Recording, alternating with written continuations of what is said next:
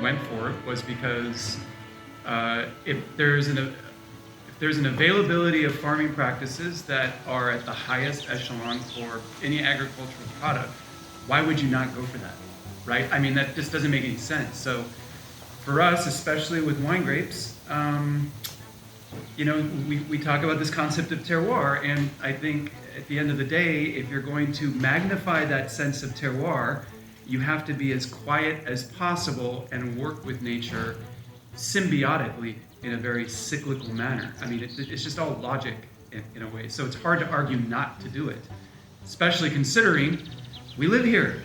So we have kids, we have dogs and cats. We don't want them getting sprayed with toxic chemicals. It doesn't make any sense. Also, you're in a major tourist area here, and the last thing you want to see is a hazmat symbol or, a skull and crossbones symbol in a vineyard when the whole sole purpose of here is a romantic getaway, perhaps with your spouse. So, I mean, all of it, it's hard to argue any other way past not using that, because at the end of the day, it's what points people to health, safety, and ethical farming.